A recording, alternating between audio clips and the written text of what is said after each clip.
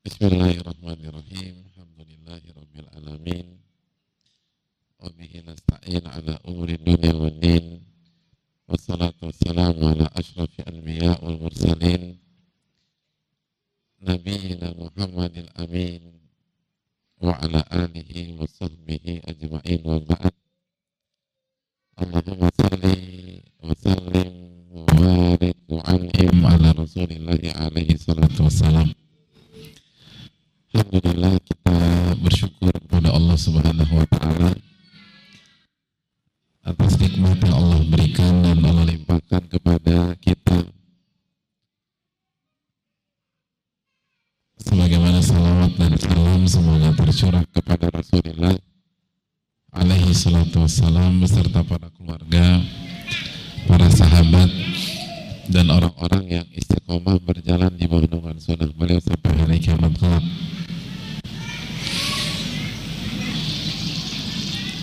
Allahumma inna nas'aluka ilman nafi'a wa na'udzubika min ilmin la yanfa'.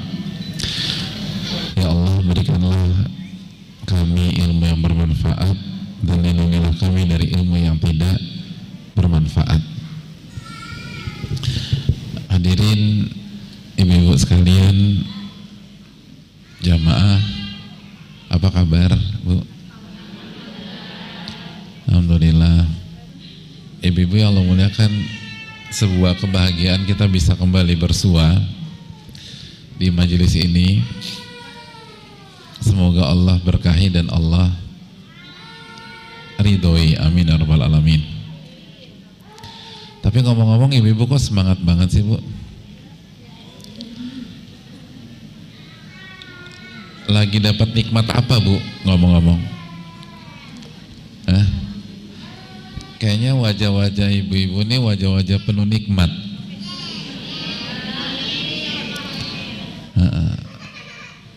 Ini bukan wajah-wajah susah nih, wajah-wajah penuh nikmat.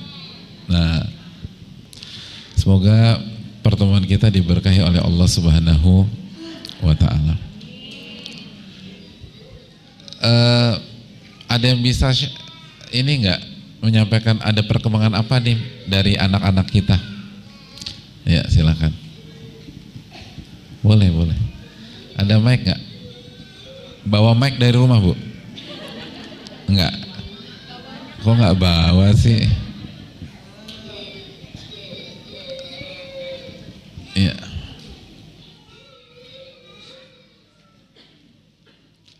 Gimana nih? Ada cerita apa?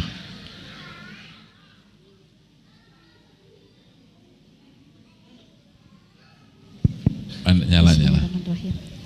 Alhamdulillah, perkembangan kalau dilihat dari awal yang dia divonis hidup 8 hari. 8 hari ya? Iya.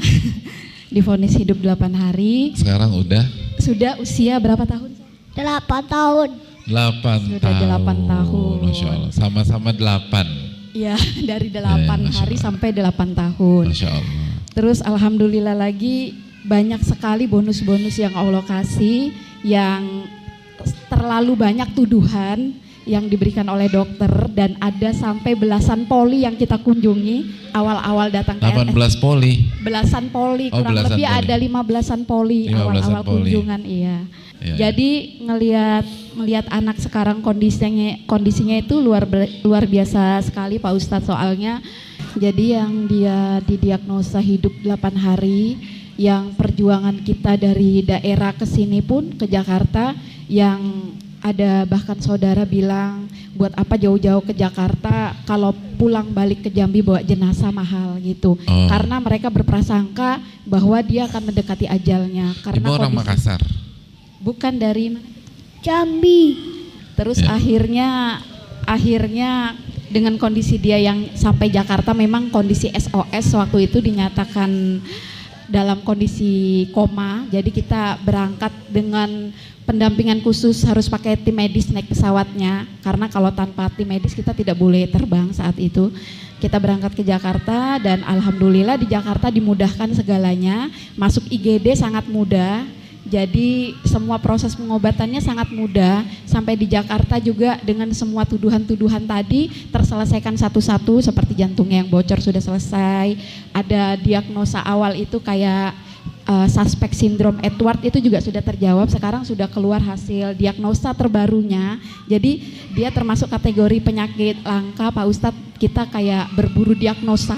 Untuk tegak diagnosa itu kita pakai yang WES, whole exome sequencing, itu ternyata tidak terjawab, ada 3 kali revisi, dan akhirnya ada WGS kemarin dengan dokter Cut, dia WGS, dan alhamdulillah sudah keluar hasil diagnosanya, udah tegak apa nak? Omodysplasia, itu diagnosa berburu setelah usia dia kemarin November keluar diagnosa, tegak diagnosa dia yang sesungguhnya, dan perkembangan. Jadi 8 tahun untuk mencari sebuah diagnosa. Iya betul. Ya Allah. Betul, Pak Ustadz. Terus alhamdulillah penyerta-penyerta lainnya juga sudah mulai teratasi. Si cantik apa sih artinya Omodysplasia. Omodysplasia itu artinya apa? Aku nih nggak ngerti. 1/1 juta. Jadi selangka itu Pak Ustadz, 1/1 juta. Kamu tuh berarti spesial banget loh. 1/1 juta. Emang nih di sini emang semuanya spesial-spesial. Kasus. Di dunia baru ada 40 kasus. Jadi kamu hanya ada 39 orang kayak kamu. Ada aku. Iya, jadi 40 itu ada kamu. Udah kamu pulang sama aku aja lah. Ini ada 41 dan 40 orang sedunia ini loh. Kalau flashback ke belakang Pak Ustadz dengan, itu ngomong-ngomong apa artinya? Kalau omodysplasia itu kayak, iya itu kelainan tulang rawan. Kelainan tulang rawan itu Pak Ustadz. Jadi dia diagnosa awal sih akondroplasia, tapi dia tidak seperti anak-anak akondroplasia lainnya. Jadi disarankan untuk cek genetik. Dan kalau flashback ke belakang lagi, lihat kondisi dia yang waktu itu keluar masuk IGD karena dia rentan infeksi, anaknya rentan banget infeksi, pernah dapat suntikan gamma ras juga karena mendekati autoimun. Alhamdulillah teratasi satu persatu, teratasi masalahnya. Dan yang ada di pikiran saya saat itu, apapun diagnosa dia, yang penting saya membersamainya untuk semua proses pengobatan. Apa yang dibilang dokter itu yang saya lakukan, saya kerjakan, seperti harus pengobatan seperti ini, tindakan ini dijalanin semuanya. Waktu itu saya tidak berpikir sama sekali Pak Ustadz dia untuk bisa berjalan, berlari, berbicara, itu tidak ada pikiran saya seperti itu. Yang ada dia bernapas, saya sudah senang sekali gitu, sudah alhamdulillah dia masih ada napasnya gitu. Karena waktu rujukan dari Jambi ke Jakarta itu pun dia didiagnosa encephalitis myelitis yang kata dokter garansinya adalah kematian, seperti itu, garansinya kematian. Kalaupun dia lolos dari kematian dia akan bed rest selamanya. Tapi alhamdulillah ternyata Allah sesayang itu sama kami sekeluarga, sangat-sangat sayang pada kami dan diberi banyak keajaiban buat Lintang. Ternyata sekarang dia bahkan melampaui dari ekspektasi saya pertama gitu. Saya nggak pernah membayangkan dia bisa jalan, ngomong seperti itu. Sekarang Masya Allah udah cerewet banget, sudah bisa mengomentari apa yang terjadi di depannya seperti itu. Sudah sangat-sangat memberi ketenangan. Bahkan kalau saya kondisinya sedang tidak fit, dia yang menenangkan saya kayak jangan khawatir, ada saya Bunda, seperti itu. Masya Allah. Luar biasa sekali Pak Ustadz. Bukannya omodysplasia bukannya ada kaitannya dengan bentuk wajah yang ini ya? Yang khas, iya. Tapi enggak, ini kok cantik. Alhamdulillah. Cantik. Alhamdulillah ya. Alhamdulillah. Alhamdulillah. Kamu mau pulang sama mama atau sama aku? Mama sama aku. Oh, Masya Allah. Aku ditolak nih siang ini. Ya. Taib. Nah dari sini kan kita bisa dapat hikmah. Makanya kan saya bilang kayaknya saya yang banyak nikmat ketemu ibu-ibu sekalian. Kan dari cerita beliau kita tuh jadi ingat surat apa? Surat An-Insyirah ayat 5. Fa inna ma'al usri yusra. Sesungguhnya bersama sebuah kesulitan ada berbagai macam kebaikan. Dalam satu kesulitan ada lebih dari satu kemudahan. Nah, seringkali ibu-ibu, Masya Allah, kita itu sukanya lebih fokus ke kesulitannya atau kemudahan dari Allahnya. Sebagai manusia nih, kita ketika dikasih musibah, dikasih kesulitan, lebih suka fokus memperhatikan sisi kesulitannya atau kemudahannya? Kesulitan. Padahal Allah berfirman, fa inna ma'al usri yusra. Sesungguhnya bersama satu kesulitan ada lebih dari satu kebaikan dan kemudahan.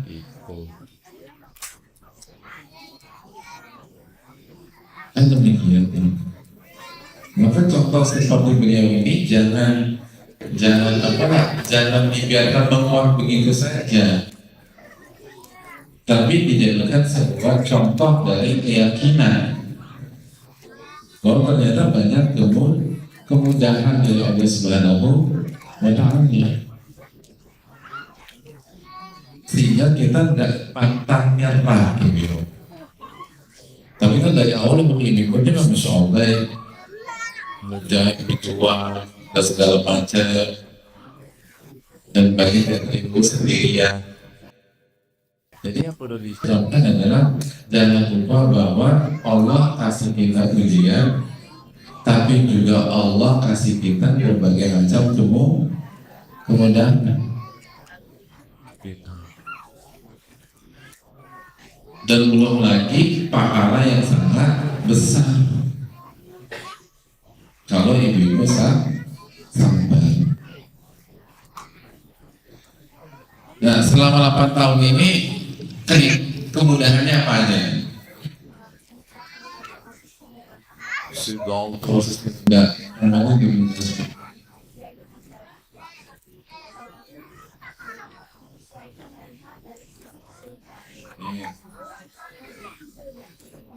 Contoh,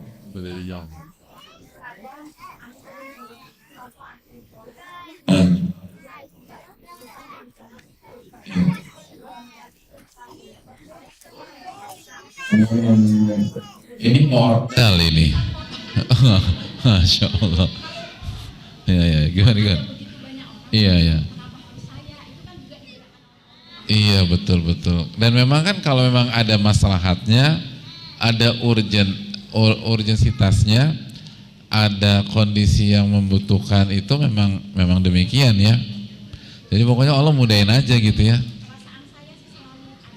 Ada kemudahan dalam setiap proses. Mana mic-nya nih Laras? Jadi bawa pulang, kasih taruh sini dulu.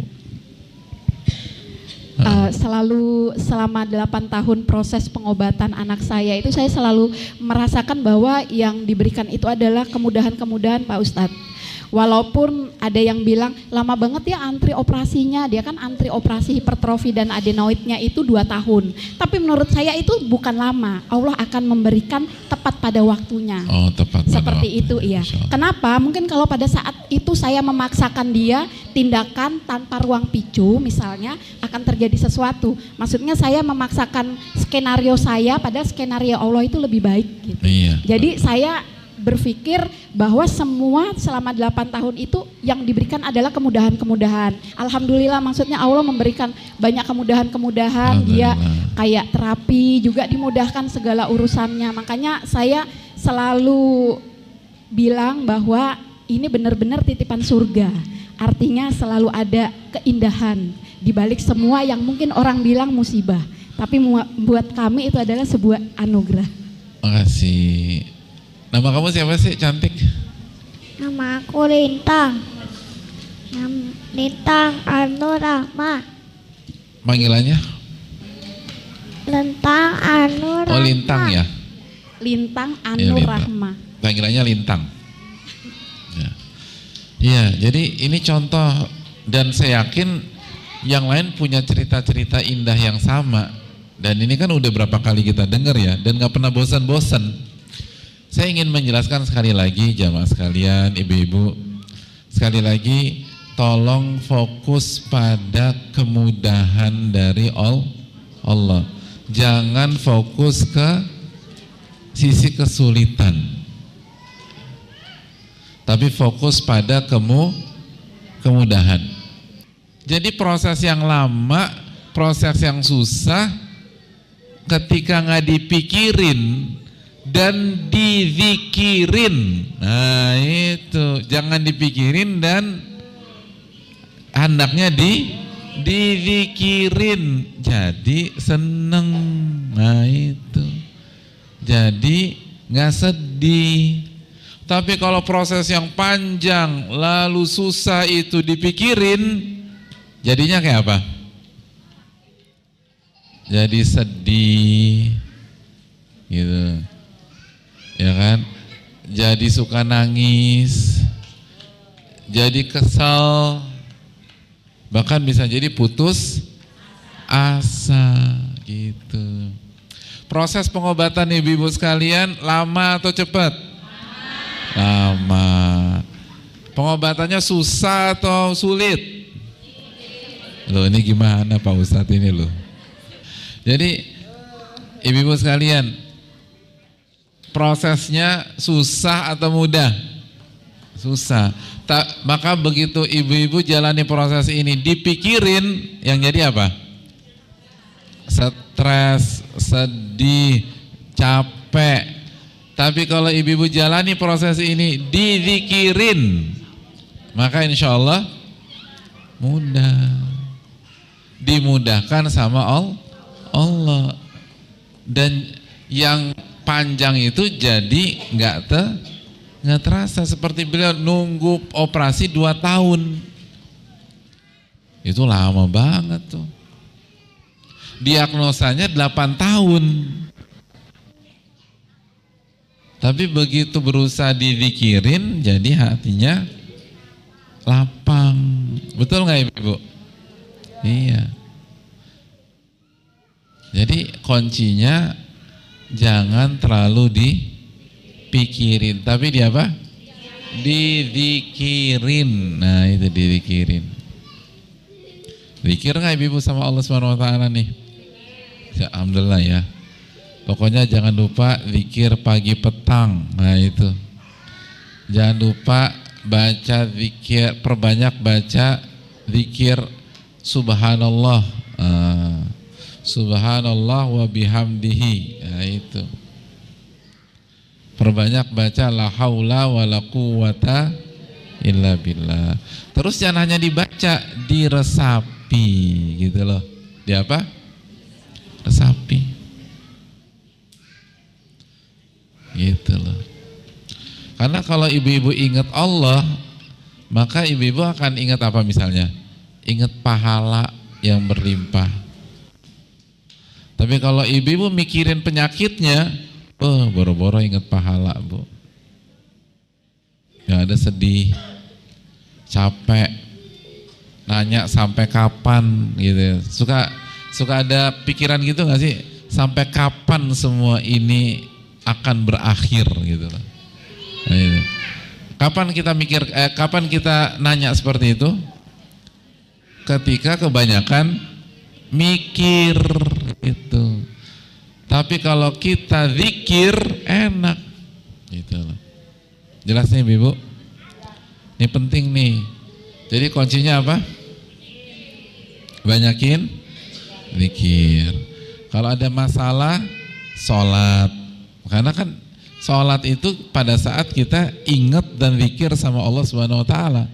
Dan isinya sholat itu doa dan zikir kepada Allah Subhanahu Wa Taala. Gitu Ibu. Jelas gak nih ngomong-ngomong Ibu? Jadi pokoknya penting banget. Jangan lupa zikir. Ingat sama Allah. Jelas? Jadi maksud zikir itu apa sih Ibu? Bu? Ibu? Maksud zikir apa? Zikir, kir. Masa kayak begitu? Bukan begitu zikir tuh. Zikir itu ingat sama Allah. Lalu membaca kalimat zikir yang diajarkan oleh Allah dan Rasulullah Sallallahu Alaihi Wasallam. Lalu diresapi maknanya, ditadaburi maknanya, ya ibu-ibu. Jelas nih ibu-ibu? Oke. Gitu. Nah, ada pertanyaan nggak sampai di sini? Atau ada yang mau bicara lagi nggak? Assalamualaikum warahmatullahi wabarakatuh.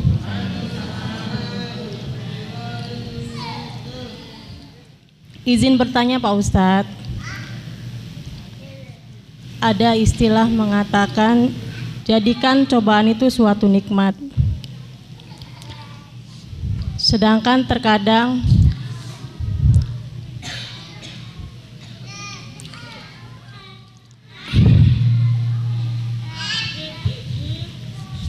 terkadang ada beberapa hal yang membuat kita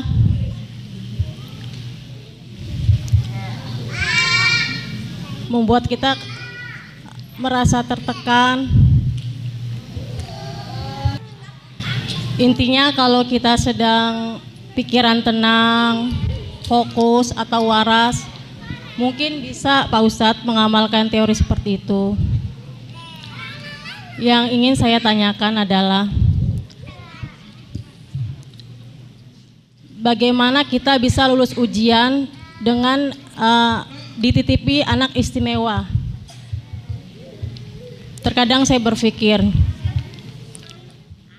di sisa umur saya ini saya ingin sekali istilahnya bisa membersamai anak saya setidaknya sampai dia mandiri Pak Ustadz.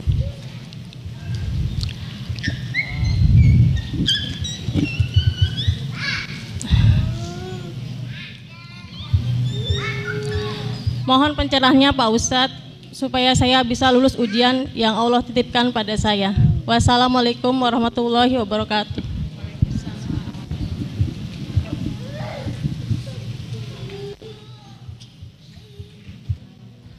Iya, jazakallahu khair atas pertanyaannya.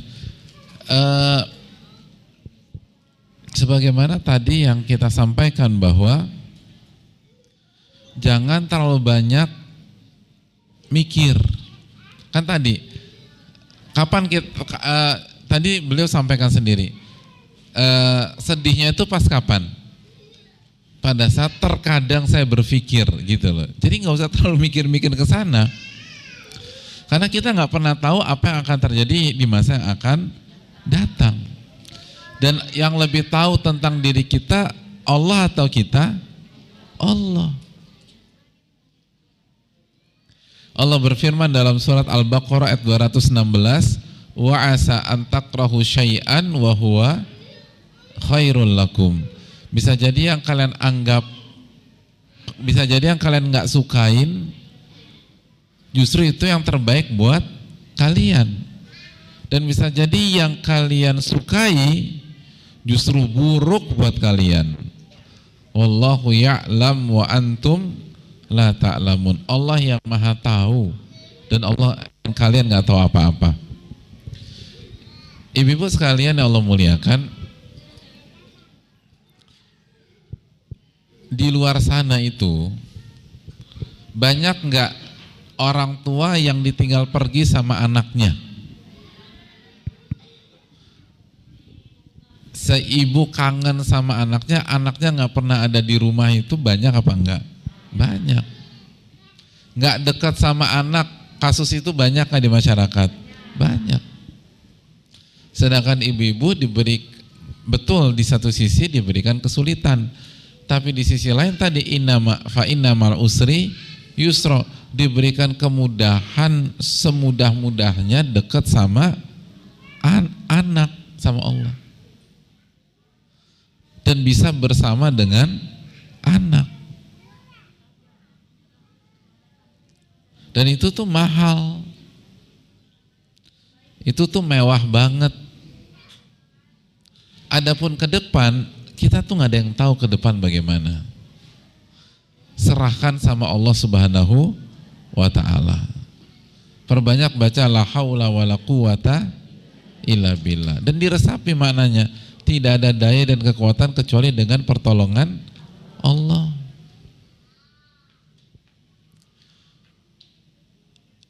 Dan anak kita itu rizkinya sudah dijamin sama Allah Subhanahu wa ta'ala. Betul apa enggak? Betul.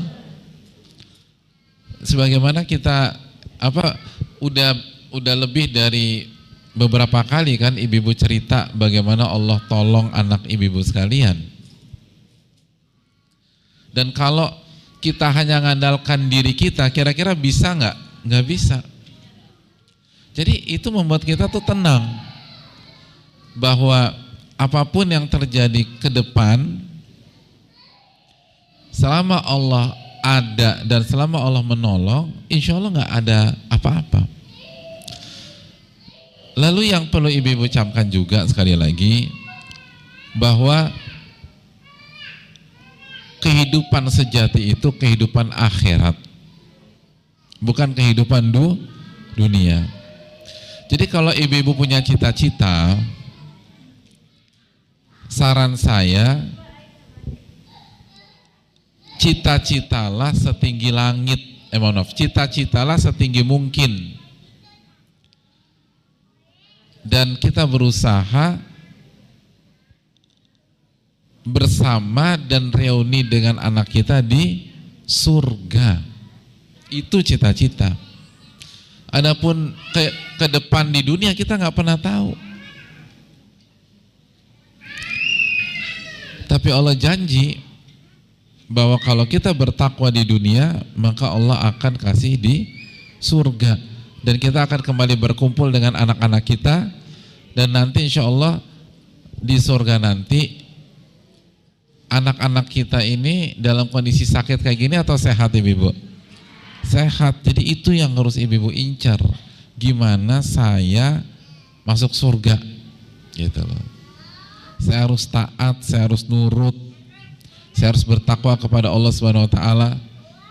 Karena cita-cita yang pasti itu ada di mana?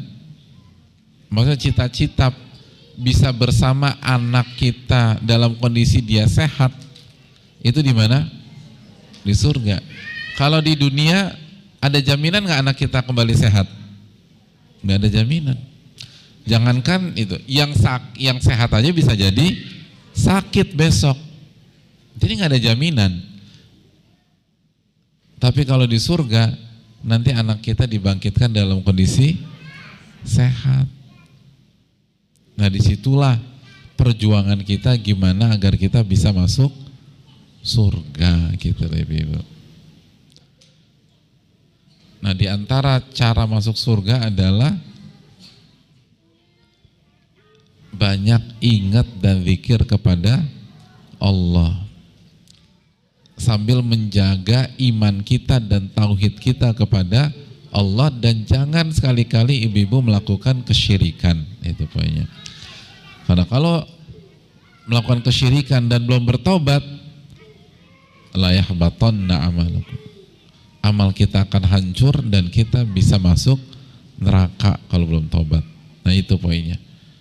Jadi jangan terlalu diinikan, banyak zikir, banyak tawakal sama Allah, dan yakin sebagaimana Allah jaga anak kita hari ini, Allah juga yang akan menjaga anak kita di hari esok. Allah ta'ala misal. Dan kekuatan iman seorang ibu sangat menentukan. Kekuatan ketakwaan seorang ibu sangat menentukan.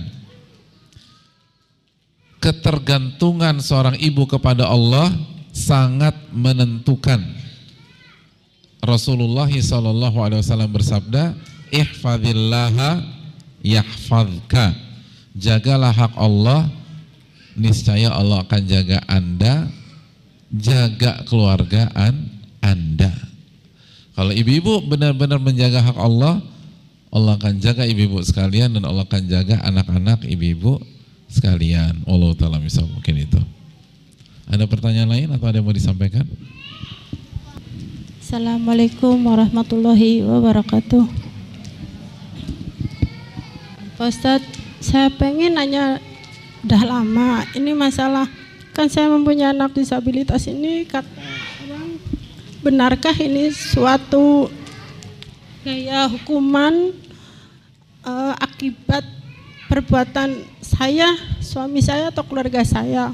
Soalnya dari keluarga suka ada yang ngomong itu akibat dari perbuatan, katanya begitu Pak Ustadz. Makanya selama ini saya ngurus anak saya bismillah sudah Pak Ustadz. Karena Allah, anak saya udah banyak kemajuan, dari yang gak bisa kalau sekarang udah bisa manggil ayah, mama, cacan, main gitu. Aku udah menyepelekan orang yang ngomong ibaratnya kayak gitu. Jadi bikin sakit hati gitu.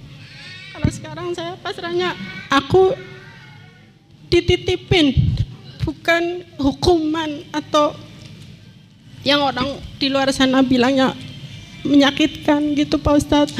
Apakah saya benar menerima ini takdir saya dan ini rezeki dan titipan dari Allah buat saya supaya bisa lebih baik lagi gitu Pak Ustadz. Terima kasih. Assalamualaikum warahmatullahi wabarakatuh. Sakit apa si cantik? CP, cerebral palsy lumpuh otak sama encephalitis meningitis. Apa? Cerebral palsy lumpuh otak. Oh, cerebral palsy lumpuh otak. Gini loh, lisan yang dijaga oleh Allah itu lisannya siapa ibu-ibu? Rasulullah SAW atau kita-kita? Lisan yang dijaga oleh yang dijaga oleh Allah Subhanahu Wa Taala adalah lisannya Rasulullah SAW atau kita-kita? Ya, lisan yang dijaga oleh Allah itu siapa? Rasulullah Sallallahu Alaihi Wasallam. Rasulullah SAW bersabda, Innallaha idza ahabba qauman ibtalahum. Allah kalau sayang sama seseorang hamba atau kaum, maka Allah akan uji kaum tersebut. Sekali lagi, kalau Allah mencintai seseorang, maka Allah akan uji.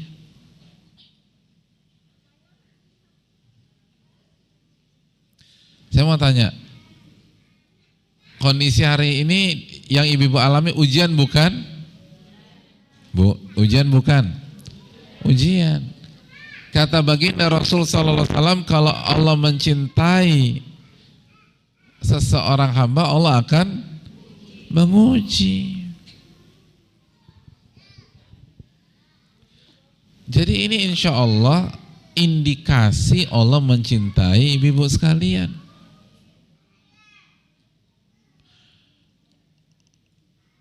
Tapi kan aku banyak dosa juga Pak Ustadz di masa lalu. Iya, tapi siapa yang gak berdosa ibu-ibu?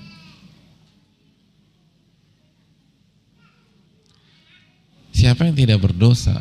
Betul, Allah berfirman, wa ma asabakum min musibatin fabima kasabat aydikum. Apapun yang menimpa kalian pasti ada andil dari kesalahan kalian. Dalam surat Asy-Syura ayat 30 ya. Namun perlu kita ketahui bahwa orang yang bertakwa itu bukanlah orang yang gak berdosa. Orang yang bertakwa bukanlah orang yang tidak punya salah. Orang yang bertakwa, kata para ulama, orang yang kebaikannya lebih banyak daripada kesalahannya. Dan Allah mencintai orang bertakwa apa tidak? Mencintai orang bertakwa. Dan kalau Allah mencintai, maka akan diuji itu. Jadi kita husnudzon, baik sangka kepada Allah. Semoga ini adalah bentuk sayang Allah kepada kita dan cinta Allah kepada kita, sambil terus-menerus memperbanyak istighfar dan bertaubat itu. Adapun orang bilang A, B, C, D, Kata para ulama, kalamun nasi la yantahi. Komentar orang itu nggak akan selesai-selesai. Dan kita nggak diperintahkan mengikuti komentar orang.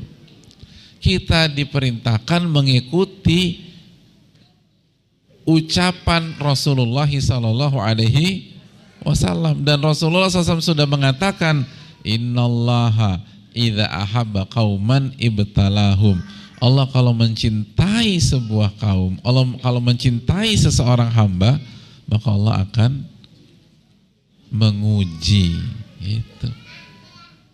Allah akan menguji. Jadi ibu-ibu jangan sampai kita salah paham sama Allah SWT. Apalagi jangan sampai buruk sangka sama Allah, itu poinnya. Jelas? Semoga ini adalah indikator Allah mencintai ibu-ibu sekalian. Amin ya rabbal alamin. Ya, jelas ini? Nah, makasih. Dan gini loh, kalau orang itu jahat, orang itu buruk, kira-kira orang kayak gitu mau ngaji apa enggak ibu-ibu? Mau ibadah apa enggak? Mau duduk di majelis taklim apa enggak? Ya udah itu aja. Gitu. Kata Nabi SAW, man salaka tariqan yaltamisu fihi ilman sahhalallahu lahu bihi tariqan ilal jannah. Barang siapa yang berjalan dalam rangka menuntut ilmu agama, maka Allah akan mudahkan dan pintaskan jalannya menuju surga. Nah, itu. Jadi ini jalan menuju surga ini loh. Jelas nih ibu? Pokoknya ibu harus semangat. Nah itu. Jelas? Ya. Kayak lintang nih, lintang semangat nih. Masya Allah. Ya. Namanya siapa? Nama anaknya Syifa. Oh namanya Syifa. Syifa. Kalau jagoan kita tadi siapa namanya anaknya? Azka. Aduh, bagus-bagus namanya nih, Azka. Itulah. Azka itu artinya apa? Yang bersih, yang suci, gitu. Dan semoga kondisi anak-anak ini kan semoga selalu suci dari dosa. Benar nggak ibu-ibu? Iya udah, pokoknya semangat lah ibu-ibu lah. Jelas ini? Terakhir. Ada yang mau nanya nggak terakhir? Ya, silakan. Assalamualaikum warahmatullahi wabarakatuh.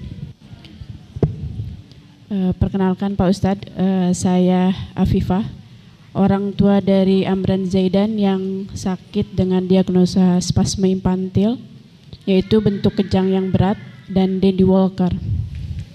Apa Bu?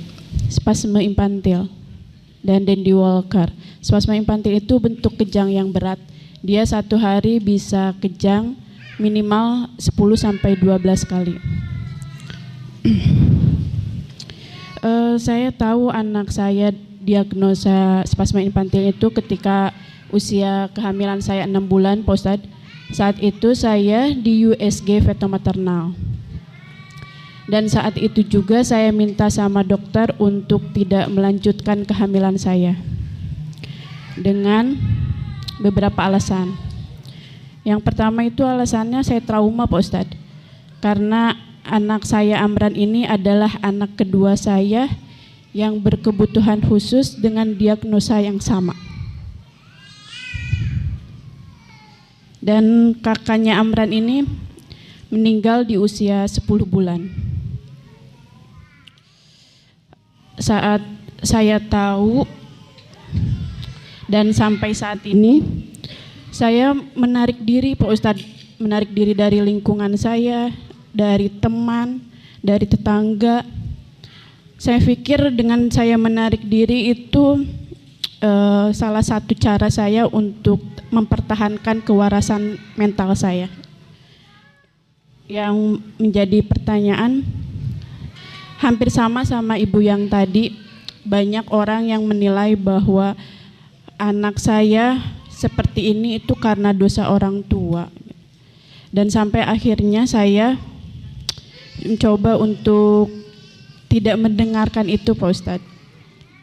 Apakah salah, Pak Ustadz, ketika saya memutus silaturahmi dengan orang-orang seperti itu? Itu pertanyaan yang pertama. Dan yang pertanyaan kedua, anak berkebutuhan khusus ini kan butuh biaya besar ya Pak Ustadz. Dan saya mencoba mengajukan bantuan ke sebuah yayasan. Baru 1 bulan ini direalisasi. Dan yayasan ini yayasan non-muslim. Yang menjadi pertanyaan, apakah boleh kita sebagai orang muslim menerima bantuan dari yayasan non-muslim? Dan ternyata saya baru tahu setiap awal bulan itu saya harus mengikuti kegiatan mereka yang saya nggak tahu kegiatannya apa gitu, karena baru mau mulai kegiatannya itu di awal bulan Juni ini. Itu aja Pak Ustadz, terima kasih. Assalamualaikum warahmatullahi wabarakatuh. Iya, terima kasih atas pertanyaannya. Semoga sekali lagi semua ibu-ibu diberikan kesabaran dan diberikan kekuatan oleh Allah Subhanahu wa taala. Amin ya rabbal alamin. Yang pertama,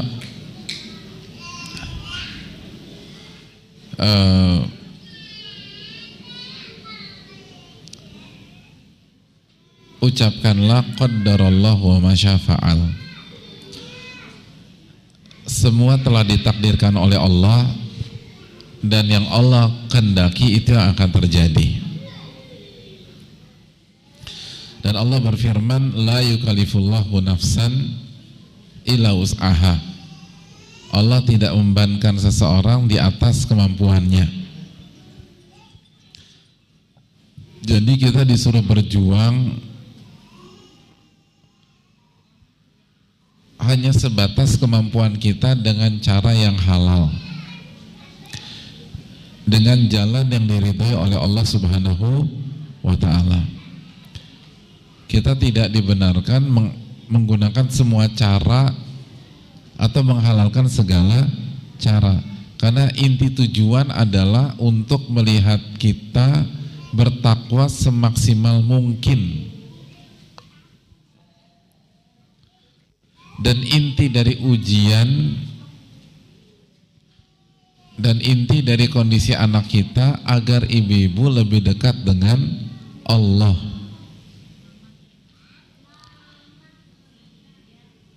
Jadi tujuan utamanya bukan harus sembuh, itu yang perlu ditekankan dulu. Bukan harus sembuh. Saya mau tanya sama ibu sekalian, ketika Rasulullah SAW sakit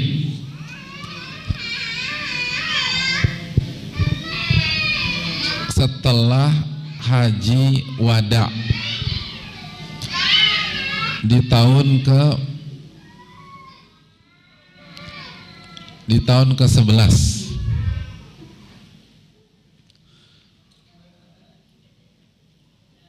pertanyaan saya, beliau sembuh apa enggak ibu-ibu sekalian?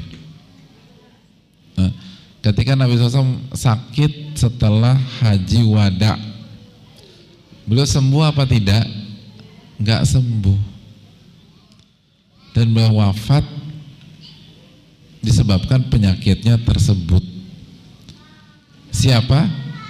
Baginda Rasul sallallahu alaihi wasallam. Sembuh apa tidak?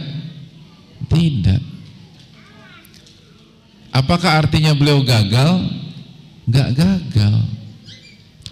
Karena inti dari ujian sakit itu bukan sembuh atau tidak, dan bagaimana cara untuk sembuh dengan mengerjakan semua hal, bukan. Inti dari sakit itu bagaimana kita dekat sama Allah dan bertakwa semaksimal mungkin. Oleh karena itu, apabila ada sebuah jalan ada sebuah penawaran yang secara logika kita menarik dan bisa dijadikan solusi, tapi konsekuensinya membuat kita jauh dari Allah. Bahkan konsekuensinya bisa membahayakan iman kita, bisa membahayakan akidah kita. Maka yang harus kita jaga terlebih dahulu adalah apa? Iman dan akidah kita. Iman dan akidah kita. Dan kedekatan kita kepada Allah Subhanahu wa ta'ala. Berat, ibu-ibu sekalian, gak ada yang mudah, khususnya di ruangan ini. Gitu. Tapi kenapa ibu-ibu dikasih ujian yang berat? Karena Allah tahu dan Allah Maha tahu ibu-ibu sanggup. La yukallifullahu nafsan illa wus'aha. Allah nggak membebankan seseorang kecuali sesuai dengan kesanggupan dan kemampuan. Jadi itu yang perlu kita camkan bersama-sama.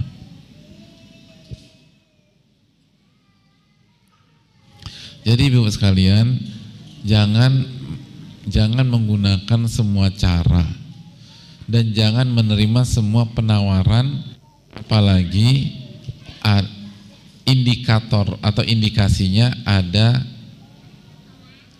hal-hal yang bisa membuat kita jauh dari Allah dan bisa membuat kita mempertaruhkan iman dan akidah kita.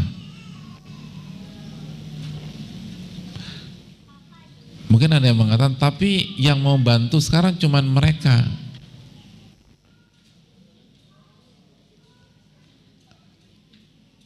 Yang membantu itu, ibu-ibu, itu membantu dekat ke Allah, bukan sebatas bantu menyembuhkan atau membuat sehat. Kalau ada, gini loh, saya ingin tanya, ada sahabat ibu-ibu sekalian, sama-sama gak mampunya sama kita, sama-sama miskinnya dengan kita. Dia nggak pernah kasih uang, tapi setiap malam doain ibu dan anak ibu agar diberikan kesembuhan, agar diberikan kesabaran, agar istiqomah, agar masuk surga. Pertanyaannya, sahabat kita ini sedang membantu kita atau lepas tangan? Ini bantu bukan? Bantu. Karena inti dari ini semua adalah dekat sama Allah dan masuk surga. Bukan, tapi kan sahabat kita ini nggak pernah bayar rumah sakit. Nggak semua dinilai dengan materi, ibu. Nggak semua hal dinilai dengan uang. Ada orang mau bantu kita, syaratnya jangan sholat subuh pas lagi suci.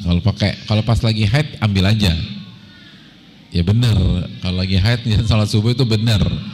Itu berarti Pak Kiai itu ngerti hukum. Tapi kita lagi suci dibilang oke, saya mau bayarin operasinya tapi jangan sholat subuh. Pertanyaan saya, ini orang mau bantu kita atau mau menjerumuskan kita? Menjerumuskan kita. Memang operasi dibayarin, tapi menjerumuskan kita jauh dari Allah. Menjerumuskan kita, melemahkan iman kita. Itu lebih bahaya. Makanya ibu-ibu tuh harus kuat iman kepada hari akhiratnya. Bu, yang sakit dan yang sehat, mentok-mentoknya apa, Bu? Mati. Tapi akhirat tidak ada kata mati. Akhirat itu khalidina fiha abada, kekal selama-lamanya di sana. Jangan sampai kita korbankan yang kekal untuk yang sementara dan semu. Itu pun belum tentu sehat, benar nggak? Emangnya kalau ada orang yang ngebantu kita bisa dipastikan anak kita akan sehat? Enggak juga. Jadi resikonya terlalu besar dan belum tentu berhasil. Dan kalau berhasil hanya sehat di dunia, di akhirat kita berantakan, ibu-ibu. Itu yang perlu kita camkan. Jadi sabarlah. Kata Allah, innahum yarawnahu ba'ida wa narahu qariba. Mereka melihat akhirat itu masih lama, kiamat itu masih lama, tapi kami melihat tidak lama dan sudah dekat. Jadi sabar, ini tidak lama. Jangan sampai iman kita tergadai dan tersandera. Dan ingat, bantuan yang sejati itu bantuan yang membuat kita dekat sama Allah, bukan membuat kita jauh dari Allah. Allah Ta'ala alam bisawab. Dan sekali lagi, gini loh ibu-ibu sekalian, saya mau tanya, anak-anak ibu-ibu secara umum ya, kalau la qadarallah sampai mereka wafat tidak sembuh, saya mau tanya, di akhirat aman apa tidak? Insya Allah aman. Peluang masuk surganya tuh besar. Kenapa? Karena mereka nggak bermaksiat. Kalau anak normal, peluang maksiatnya lebih besar apa enggak? Lebih besar. Gitu. Nah, masalah kita ini selalu fokus ke kehidupan dunia terus. Gitulah ibu-ibu. Gitu. Kan dengan anak kita seperti ini kan bukan hanya kemampuan baca, kemampuan nulisnya yang berkurang jauh, tapi kemampuan maksiatnya pun juga Allah turunkan. Itu kekuatan atau kelemahan? Kekuatan bisa jadi. Jadi itulah ibu-ibu sekalian, sabar. Memang gak mudah, ngomong lebih gampang, tapi Allah yang berfirman, la yukallifullahu nafsan illa wus'aha. Allah gak membebankan kalian kecuali sesuai dengan kemampuan kalian. Mungkin ini yang bisa disampaikan. Saya rasa cukup sampai di sini. Senang bisa bertemu dan bersama ibu-ibu sekalian. Tolong yang semangat. Mohon maaf cuman masih banyak yang belum bisa kita kerjakan, tapi mohon diterima, ini yang baru bisa kita lakukan buat ibu-ibu sekalian. Pokoknya ibu-ibu jangan sedih, jangan putus asa, jangan galau, dan jangan gampang terbawa hal-hal yang membuat kita jauh dari Allah. Itu pokoknya. Ini yang bisa disampaikan. Pokoknya ibu-ibu semangat nih ya. Banyak sujud sama Allah, banyak zikir kepada Allah. Saya tutup, subhanakallahumma wa bihamdika asyhadu an la ilaha illa anta astaghfiruka wa atubu ilaik. Assalamualaikum warahmatullahi wabarakatuh.